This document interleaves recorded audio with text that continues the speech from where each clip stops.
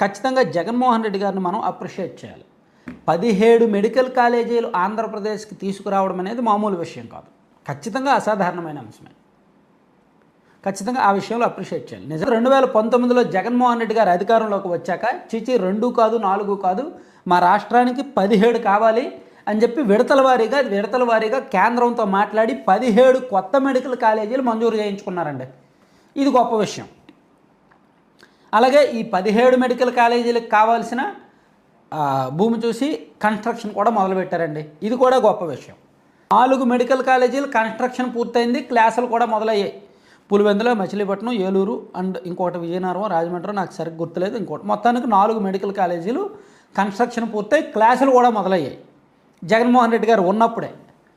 జగన్మోహన్ రెడ్డి గారు మళ్ళీ అధికారంలోకి వచ్చుంటే ఈ పాటికి ఇంకొక 5 మెడికల్ కాలేజీలు మొదలయ్యాయి, క్లాసులు మొదలయ్యాయి. మొత్తం మీద 17 మెడికల్ కాలేజీలు అనమాట.